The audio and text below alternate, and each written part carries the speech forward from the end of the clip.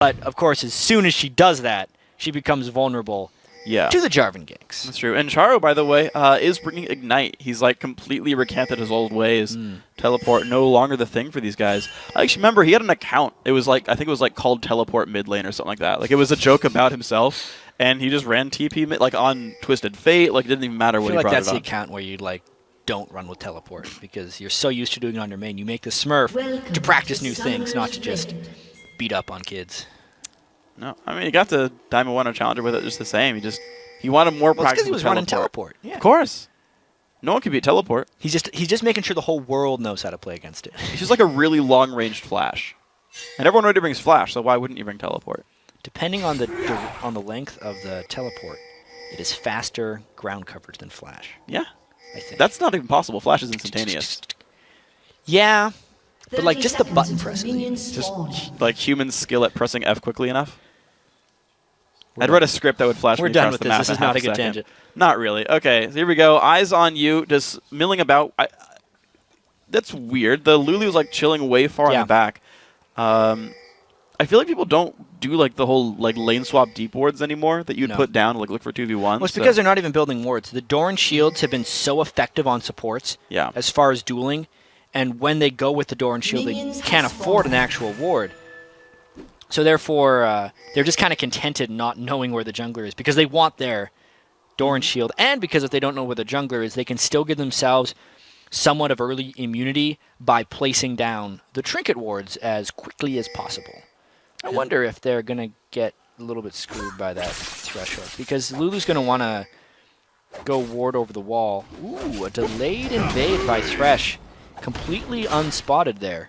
And no, it looks like it's just going to be the ward, actually. They're not actually showing up for much else. They don't go for the buff at all. They're going to be late a little bit to the lane. They're not going to miss XP or gold, but eyes on you getting the first push in this lane. And I guess if you're in the back foot against Lulu Jinx, you just get shot at from out of your range. You do. Sivir is a very interesting laner. Oftentimes, she gets pushed in a little bit by people who can outrange and harass her. But if she starts getting the shove on, she just takes complete control. And it does seem like Sir Scott is giving them that shove. Yeah, definitely the early case here. Kuban and Koi actually early on, a lot of fighting against each other.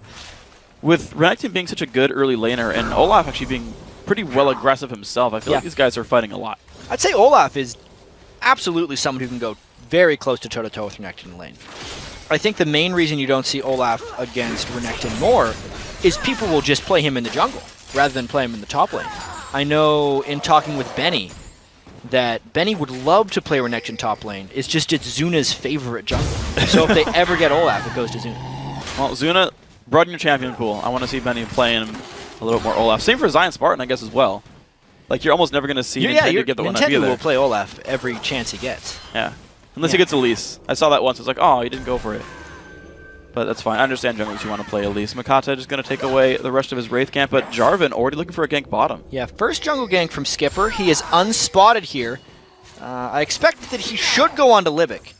Otherwise, the Lantern might help. But let's see where he decides to go. Can Lulu land the slow? Lands it onto Libic. There's the shield Smart slow. gank. Waiting for the flash. He's going to go for one. There's the flash. EQ. Oh, the play comes in too early. Kill picked up by Lulu. Flash away by Skipper. Well played, eyes on you. Yeah, Makata's going to try and even this out. Would have been a bad idea, so he doesn't. I agree, though, that the Flay was off there. Libic may have been able to save his own skin, but it was the smart gank by Skipper there. So often, when people are ganking as Jarvan, they try and land the EQ combo right away. But it's so important to get the slows down initially so that even if someone flashes away, you can still close the distance with the EQ combo. That's why Skipper hit Libic first, then waited for the flash, and then chased afterwards. That's how you secure kills as a jungle. That was incredibly well played. He EQ'd basically into the flash and got the easy knockup right there. Looks like an early back there by Kuban. Did lose a bit of lane pressure there to Koi. So we got to hand it to Renekton for an early start here. And that push into the turret. So, pretty bad start for MYM. We were actually wondering before this whether Eyes on You was going to be able to kind of bring it to these games because they had that forfeit win, and their win in the last round was so close, it's hard to really judge the relative strength of these teams. There's another game. Yeah, and there's the flash from Charo. It does burn the flash, so that's pretty well worth it, but that's what you're talking about. Easy to dodge those ganks away if your flash is still up. Yeah. At least he's cycled flash in 2 lanes now, and Makati's not cutting him off in any of his jungle paths, so he can somewhat live in this middle point between the middle and the bottom lane. Uh-oh. He's going to wait until there's no minion wave for that Sharu gank, and he might be able to get him near the turret. He has a trinket. If he's really sharp, he can Shunpo away and have a mini flash now that it's back up from cooldown. He could. That's what I'm going to watch for. Yeah, that's why he actually checked back towards the Jarvan. He thought he'd be checking in that area, and if he could have spotted Jarvan, then he could have like trinketed over the wall and probably escaped.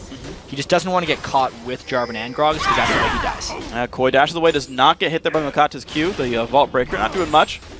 It looks like he's shoving the lane up. Kuban actually regened a lot of health since that last trade, and I'm guessing he wants to back because that you normally don't shove like that. Yeah, this is the jungler coming to enable the shove. They want to try and get this into the turret and make it so Koi can't hold it in front. Otherwise, Kuban will get denied a substantial amount of minions. And they're just going to be trying to get some items. Let's see what he goes with, actually. This will tell us a lot about the lane. Koi's going to match the recall with 11 more CS as well. Kuban went with 2 Doran's Blades. He wants to fight that guy. And that's going to cost 880, so maybe he couldn't afford a... Now, actually, with those items, that's 980. He could have got a Giant's Belt or that. Yeah, I think he's just a little bit worried about getting over-aggressed, and he wants to sustain. He could have gotten the sustain with a Vam Scepter, but then he wouldn't have gotten the health that comes with the Doran's Blades. Yeah. He's really worried about getting bullied by Koi here. Yeah, Double Doran's way more stats than a Vam Scepter. It's like 6 more AD, 100 and something. Oh, the ulti comes in onto Charu. Does have the trinket. Can he jump to anything? Gonna get not knocked up yet, but the body set's gonna land, and down goes Charu. Good pickup. So Skipper's gank definitely paying off so far for Eyes on You. Yeah. Once he knew the flash was cycled for Charu, all that Power of Evil wanted to do in mid lane, he waited for the Shunpo and then hit him with the explosive cast. Very well played on all fronts right here. Bottom lane, neither of them backing yet. Actually, not even a potion had to be used by Sir Scott so far, but the minions do hold pretty equally here. So, despite everything that did happen early, it's a pretty close lane right now. Yeah, I gotta hand it to Eyes on You, just laning phase in general. Everyone's seeming to come away on head. Let's see if Koi can outduel, knowing there's triple Dorans. Yeah, The well, answer is yes. the ulti popped up by Koi. They're going to be pretty safe overall. Kuban going to be actually pretty happy under his own turret as well. Should be able to eat a last hit. Oh, harassing pretty nicely, actually. Good damage there. 2 tower shots, not advised to be taken there. He's a pickaxe versus a Doran, so he's up in that way. Koi in the top lane. Yeah. So Tiamat Renekton coming through. That's always a fun one. I like Tiamat Renekton. Most likely. Not only does it allow him to shove the lanes faster, the Tiamat active will interrupt the lockout on the Renekton W, which allows him to burst substantially more damage. And he's going to want that if he's trying to push Kuban out of lane. I think this whole Eyes on You team right now is just trying to get all 3 lanes under control. That's why Skipper hasn't been ganking top lane as much. If he gets Gragas and then Jinx and Lulu going, when every lane starts pushing at once, they can just kind of constrict MYM and stop them from being able to make it. And so far, so good though, because the ganks have been working in the mid lane. It worked off in the bot lane, and Renekton is doing his job up top. We've got a 1,500 gold lead now because of everything. No real turret pressure, no dragon pressure yet, but just the lanes themselves going to happy places. Jarvan waiting around the bottom lane again. We just keep tracking Skipper. It seems this roster swap, by the way, is working great for them. Yeah, Skipper has been making plays. Unfortunately for MYM, their roster swap, they waited too long to pull the trigger. They don't look ready for this game, based on what I'm seeing here. They're just kind of out of sorts. Makade hasn't pulled out any ganks on Vi yet, and you know the rest of the game just doesn't seem to be going their way here. Yeah, so we're going to be jumping into this one. Jarvan going into the ulti onto Libic and check it out again. So, he's coming in. I predict no Cataclysm onto Libic. Nice call. Yeah. There's the fight. There we go. The box coming across. Slow there. The Flame Charmers gets flashed out by Libic, and he pulls him back in. Goes on the Flame Charmers, flashes away. Libic still taking damage. This Jarvan dropping dangerously low as well. Libic still under fire. Ulti comes out. Sir Scott picks it up. 1 for 0 down in the bottom lane, and Power of Evil is going to continue the train.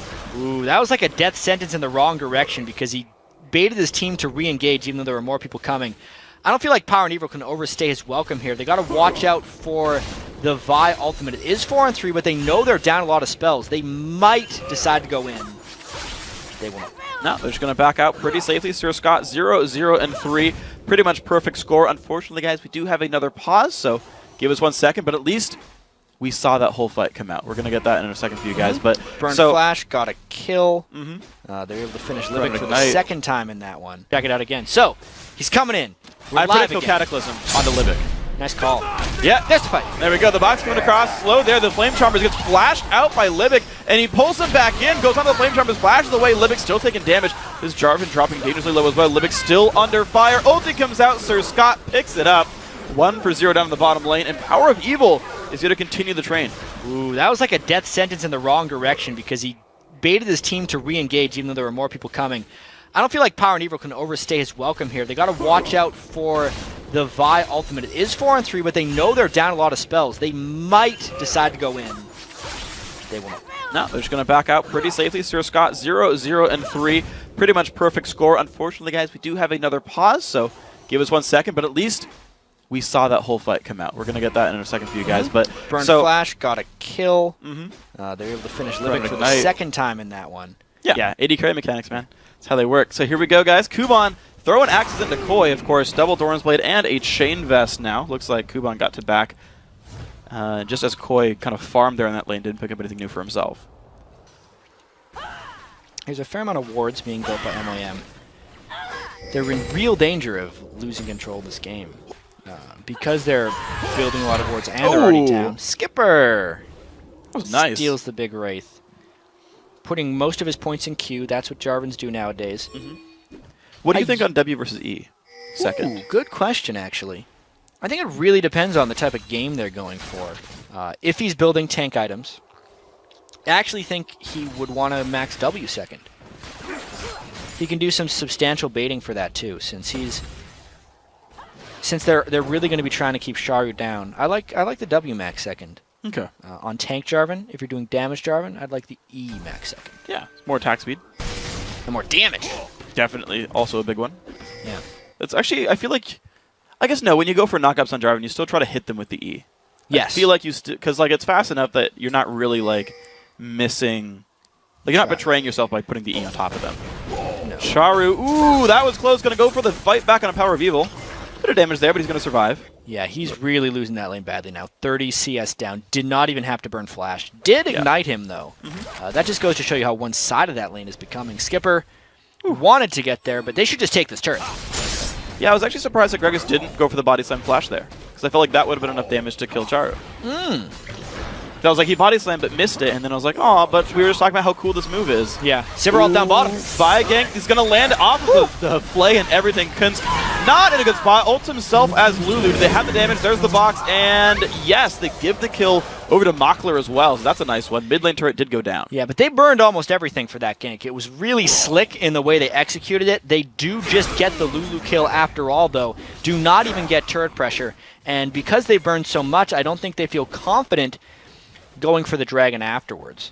Nice for them to get on the board. Great that the kill went to Mackler, but overall they had to invest a lot. And Mackler's got to be close to getting a Bloodthirster, though, at least. So there's something for these guys. Looks like we do see Vi still looking for this one, actually. They are going to go for just a later dragon.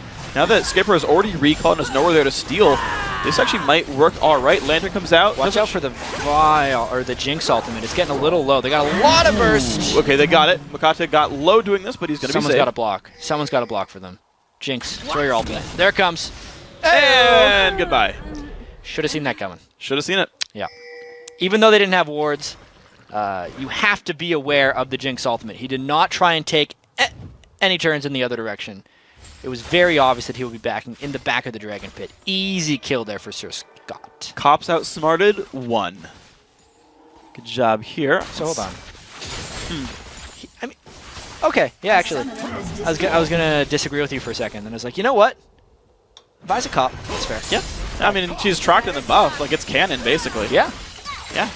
Wave's going to get cleared. Oh, that is not good for Lulu. The damage coming across. No ulti available. One more turret shot. Shields it. Mockler's going to land the Q and gets a Lantern out. Beautiful execution. That MY on bottom lane making it happen. Yeah, that was really nice. You definitely think that that is suicide for Mackler to go back into the kill. Lantern comes in and saves the day, evening out, really, their total death score in that lane. Even Libic has been ganked twice, but 2 kills have went down into Mackler. Bloodthirster completed. Good stuff. Yeah, I gotta say, like, as far as the MYM roster goes, I think their bottom lane is, to me, their strongest section of the team. I feel like Mockler's very consistent overall, and Livic supports him quite nicely. So we'll see if it can come from them. Of course, they're the strongest part of this game right now for MYM, so it will be on their shoulders. You look at this top lane again, because we haven't seen much. We've seen them fight, but the builds continue. And Tiamat is done. Sunfire Cape soon for Kuban. And we got to see that little attack reset thing. Right there, you just saw it. He used his W and a Tiamat right afterwards and unlocked him to use more of his spells.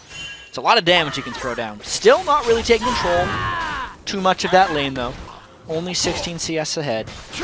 And yeah, Mackler and Livic are doing quite a good job trying to come back in this game. I think a farmed Sivir will go a long way against this Gragas team comp as well. Only because she is substantially more resilient to Gragas' long-range damage than other AD carries, thanks to the Spell Shield. Yeah, Spell Shield. You'd normally be like, but your range is so low, and then you're like, but I'm immune to your crap, so yeah, but I got back a Spell off. Shield, so exactly. I block one. So that's pretty good stuff. Of course, bottom lane pretty much equal, both back. They have these same builds. They're like literally identical. I think it's cool. Always a fan of that. I bet you their skill order is the same as well. That's all fine and good. You know what? I think Jax and Sivir both, 5Q, 2W. I would expect the same for Mockler. Yeah, 5Q, 2W. All right. Play 80 carries, man. I know this stuff. I thought you were talking about the junglers for a second. Oh, no. Maybe that's too. Oh, look at the distance cover. Look at the knock up there. Sir Scott getting pushed around. There's the pull back in. A lot of damage. 400 health left on Sir Scott. And Mockler, another kill. Man, happiness. So that is Lantern directly into a Vi ultimate pretty much every time. So it's almost like a 2,000 range Vi ultimate is what it looks like. That is basically unavoidable. Yeah. Every time they want to pull that off.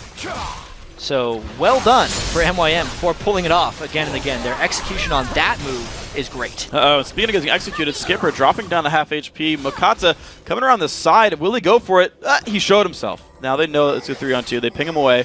He's going to back off right there. They don't have enough creeps. They would have wanted to do that directly. But I think once they see it's coming, they're worried about a potential response from the rest of Eyes on You. Okay, so the easy back off right here. Interesting to note, by the way, Kunsk actually maxed his shield. He maxed help picks. He's got 4 points into it, only 1 in Glitter Lance. And I almost never see that from Lulu, but it's a very sort of defensive, shieldy opening. It is, but we also have to keep in mind that it might just be because Sir Scott wants to be a bit of a front line. Bigger shield.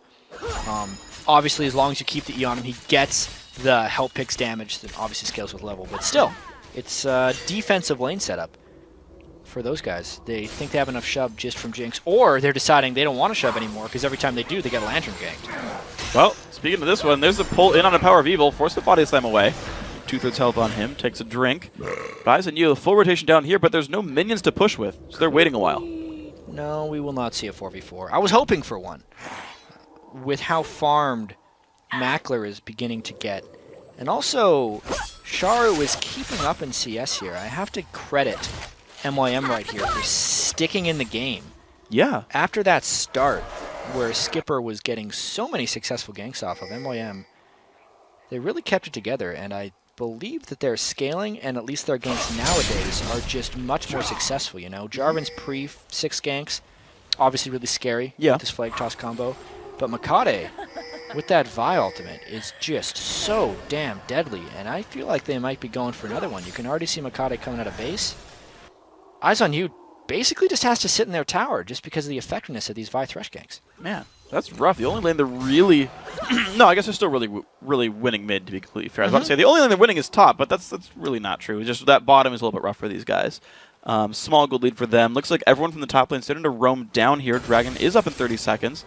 That might just be the reason. Yeah, they should definitely go for this Dragon. Knowing that they have a level 12 Renekton as well. Rank 2 Dominus doing a whole bunch of damage. I think it's very wise if Eyes on You forces a fight there. This fight will tell us so much too. You can see that both teams are going down here. If MYM gets a little bit ahead here, you know Sharu's going to be able to get off a lot of resets because he does have his magic penetration. Yeah. This fight's interesting. There's only like, I guess there's about 5 ways to actually drop his ulti out. Lulu has 2, Gragas has 1, Jarvan has 1, Renekton has 1. So, yeah, about 5 ways to stop Cattle. So, Charo can't just like, oh, they cast their only interrupt. Let me go press R on people. So keep that in mind. Yeah. Ward coverage from both these teams, a little bit paltry. No, actually, E on U has actually pretty good ward coverage on this side of the Dragon.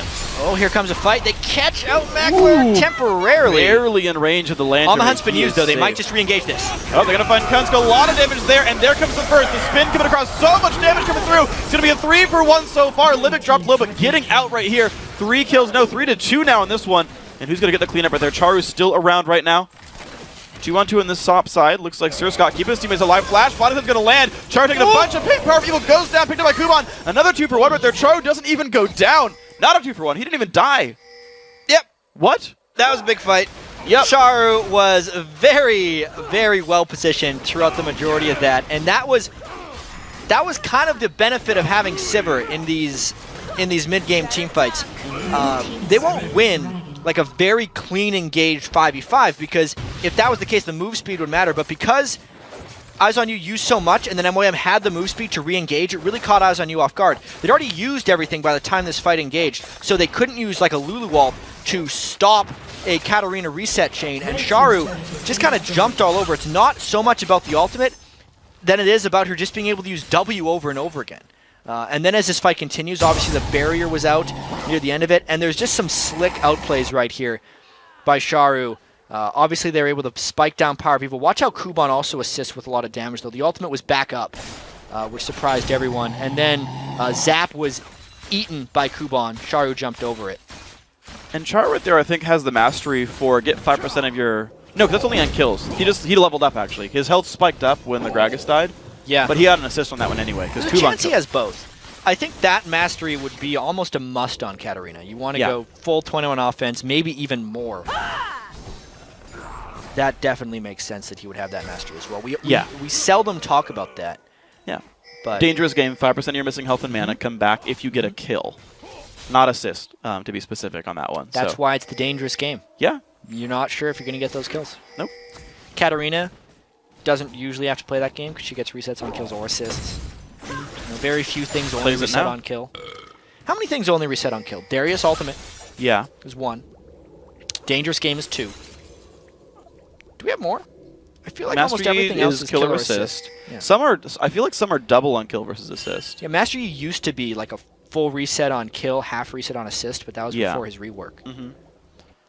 Jinx is kind of not even either. It's just that you deal damage in the last 3 seconds. You can get assists and not get a reset. Yep.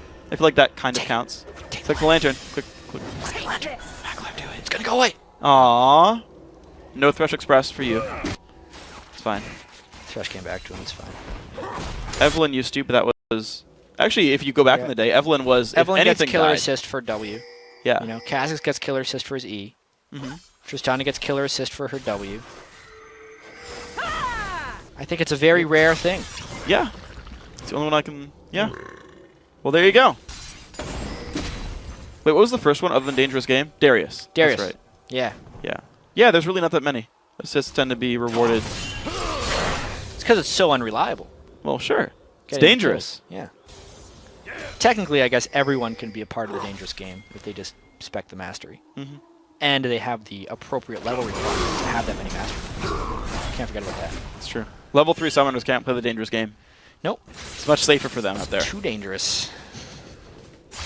Inexperienced kids. Or adults. Yeah, it's true. Just summoners. Yep. Inexperienced summoners. Playing safer games. Oh, that's nice. See, they were working together there. It was dangerous to go alone in the Wraith camp, so they used the power of teamwork to kill them quickly. Alright. That was nice. Charu, farming away in the mid lane. Actually holding up in minions much better than before. Only down 20. I gotta say, it's pretty dang good. And I love this build. I hate it on the opposing team, but Deathfire Grasp Katarina. Oh, yeah.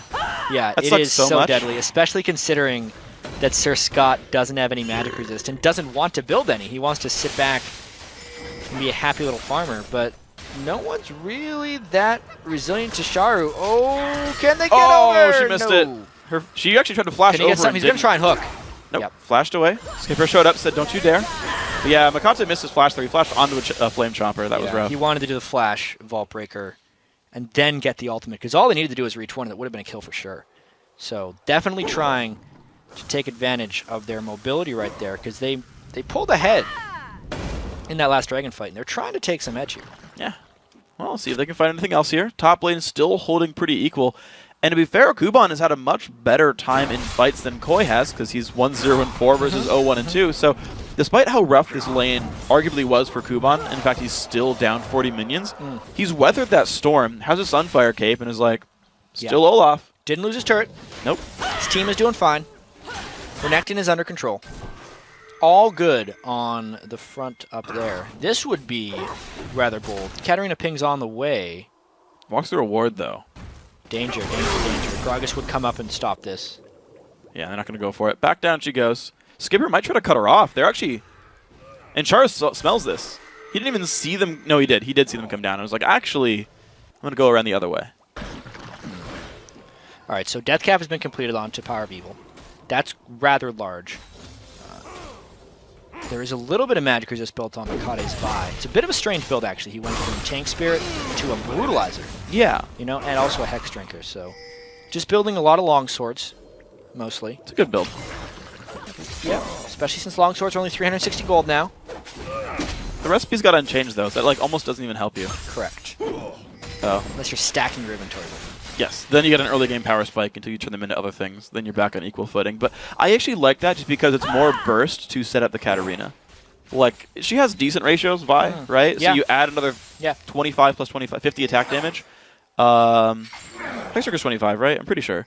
So what, the Brutalizer? Brutalizer, I know, is 25. Hexdrinker, I think, is 25. Yeah, I think so. I'm pretty sure it's a very generous recipe. 20 or 25. I think it's 25. I think so, too. But yeah, so you got 50 bonus AD. Your Q is at least a 1 ratio. I think it's like 1.2 if fully stacked. Yeah. Your R is another, I think, 1 probably, I would assume. It's also... I think, like, as far as single burst damages, 340 at max rank is the single most damaging, like, one-tick ability in the game, normal ability. Yeah, it's close to Veigar's W, but I think Veigar doesn't even reach that high. Veigar's is higher, I believe. Okay. But I don't know why I said that. 340 is just more than most Qs. Yeah, most definitely. Qs cap around 280. That's true. 200s are For pretty the standard. difficulty of landing it. It's her reward. Yes. It's nice and far, too, which is always good. We're going to have a Dragon Fight Redux right here. Okay. Basically, MYM is trying to force this one a little more heavily. Yeah, they're winning now. They would have some issues if Eyes on You decided to go straight in. This might be a bad fight. Let's see it. Ooh, the knockback Makata very isolated there. The lantern comes across. Libic wants a friend, but no one wants to show up for him. The ulti comes across. So much pain coming out from Sir Scott. First one picked up. All the health bars are low for MYM. 2 kills picked up. Get excited comes across. Makler getting chased down. Does Sir Scott have it? No spell shield. Goodbye. Double kill. Another one there. 3 for 0. Charu chased by a minion. Not going to get chased. This is going to be mid lane turret. Yeah, so Eyes on You got the right initiation that time. We talked about how to fight against a team that has a Sivir ultimate, and it's not just in straight-up, clean 5v5 team fights. For the Sivir team, that time MOM didn't use any flanking advantages. Eyes on You got a clean initiation, and that's why they came out on top. Cat's going to go for this one a little bit. Power of Evil goes forced to body slam away. Does make it out. They save the inhib turret with about 1/3 health. Yeah, so a lot of pushing happening from Eyes on You after that one. Despite not getting the dragon, they definitely come out on top. Just, like I said, a clean team fight right there. The Sivir ultimate got almost no benefit from MYM. And when that is the case, Jinx is just much stronger than Sivir in a straight-up fight. And considering nobody died on Eyes on You as well, Gragas is much stronger than Katarina, since she only got 1 rotation of her spells. Okay. Well, safe recall there from Power of Evil. Yeah, Katarina not able to do nearly as much here, but is continuing to finish items. Now an Abyssal Scepter done, so full Magic Pen build plus DFG now done here for Chara. Mid lane turret does go down off the rotations though, so Meet Your Maker's getting something back off that last fight, and Chara actually still splitting top, dodges the knockup. He's safe too. Yeah, getting a lot of damage as well on Katarina, so... Wow. Sure, Eyes on You won 1 team fight, but they're definitely not out of the woods yet. This could be another team fight we see up in the top lane if they can catch a rotation. They're definitely getting the turret. I wonder if they'll stick around for more. But man, Meet Your Makers, though, like, they lost a team fight and killed 2 turrets. Just went right back for him. Yeah. Yeah. Like, that's some really good mid-game play calling. Well, I think the main thing that happened, I think the main thing that happened is the fact that Eyes on You stayed for so long and pushed up, and then knowing that Charu got a good amount of harass down before they decided to back up, meant they had the time to go back up and get 2 turrets. Yeah. So it wasn't necessarily like a lost team fight to getting objectives. It was a punishing Eyes on You for staying too long to then get objectives. Well, sure, but at the same time, the point is that, like, you normally expect the team that lost a fight to, like, to get dunked on, and it's like, you stayed too long, Mim realized that, and then capitalized. So, yeah, I mean, I guess we're both right? Like, you're right, Eyes on You stayed too long, but I still like Mim for, like, realizing all the advantages to take. Yeah. Part of being a team for so long, yeah, I think, is a big thing for these guys. You're just in these experiences. They didn't start the game well, but they're definitely playing the mid game now that I think everyone's kind of settled in for M1. Yeah. Yeah. I think it's a good point. Because I'm wondering, like, how much Meteor Makers is used to playing with a mid laner that's, like, winning all the time. Because Chiyu's been doing, like, I looked at their rank 5 history, Chiyu's been doing very well for them in their rank 5 games. Because you remember these teams, right? The cutoff for the next series for Challenger is in, like, 3-4 weeks. You've got to get to Challenger by then. You got to keep playing rank 5s, exactly. Yeah, all these teams have rank 5 histories. Every single one of them has a bunch of rank 5 games. Yep. Because they've got to make sure they get into Split 2 if they didn't make top 3 here. So Mim's been playing with Chiyu. He's been doing very well. Eyes on You has a bunch of games in the record. Most of them have about 6 to 8 games. Yeah. They're all in, like, Diamond 3 or 1. Because they had really high, like, somewhat placements from last split. Exactly. And then as soon as they place here, they're going to get seeded highly as well. Yeah. So they placed in a Diamond, basically, and played 1 or more 2 games since then. They're like, okay, we can make Challenger in a month. So, yeah, some early games coming through for these guys. It's nice that they're good enough to be like, oh, yeah, we'll get Challenger later. Yeah, right. Fine. Like, no rush. The funny thing is, like, the Challenger solo queue expanded to 250 teams, or 250 players. Not 5s, though. But not rank 5s, exactly. And even still, it was top, what, 16-ish from... Did you know? Same amount of players. Huh. Well, that depends, You said solo queue was 200? 250 or 200, I forget. Yeah. If it was 250, it would be same amount. I believe Challenger solo queue is 200, though. Yeah, that makes sense. Yeah. So it's a few more players are actually in ranked 5s. Yeah. You have 9 guys on a roster. You do. Or the same 5 guys could make 50 teams and have less. No, or you can't. You can't. Because you can max 5 teams. Okay. So, partial. You can cut up some of it. They could have Smurfs. Honestly, ranked 5s is like the best part of playing League of Legends for me. I really love it. Yeah, it's just really hard to get a team to go consistently. If you can, though, it's worth it. This game, though, a lot of split pushing coming right now.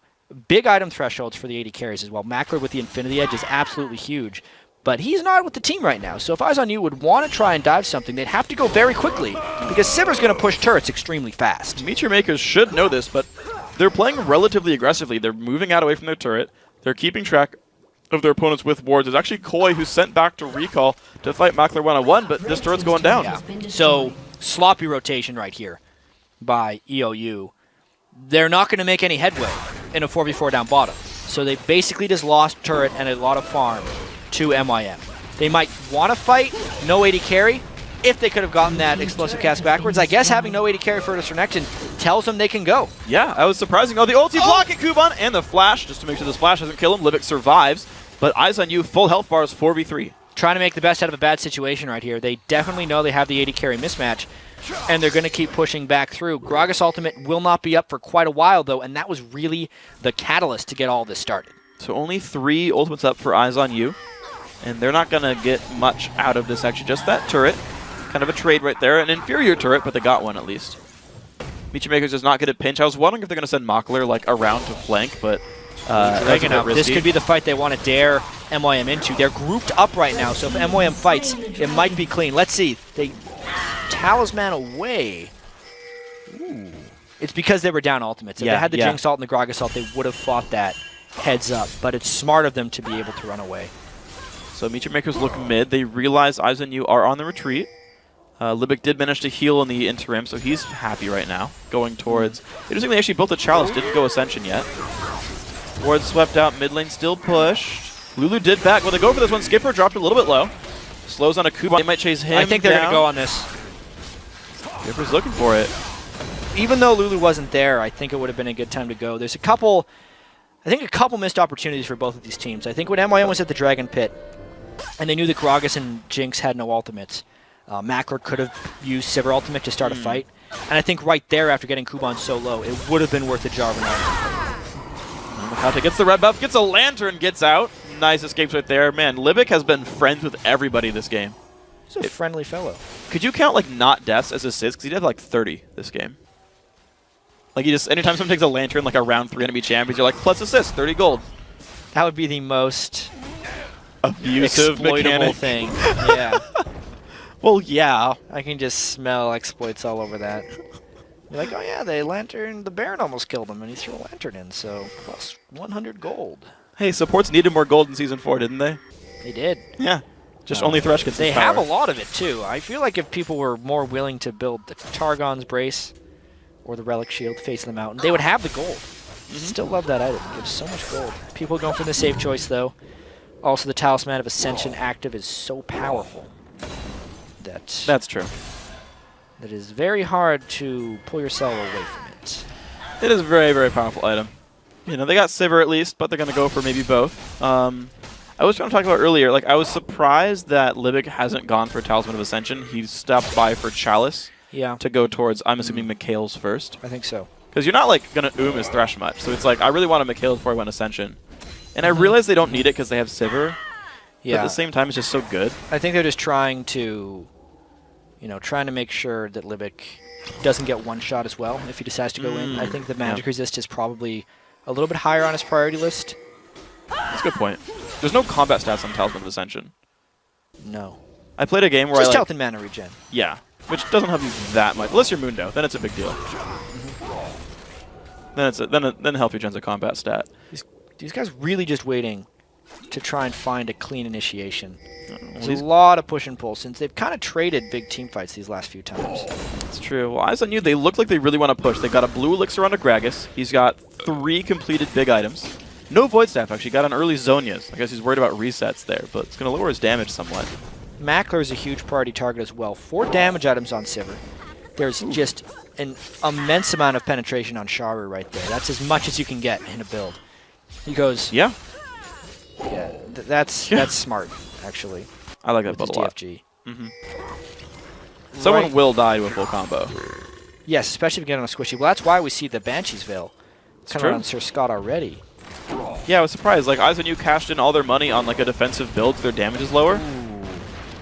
But if MYM can't punish that... MYM's going to want to get this if Olaf can flank around the side. He keeps Vault Breakering into traps. It's like the 3rd time he's done it. Right?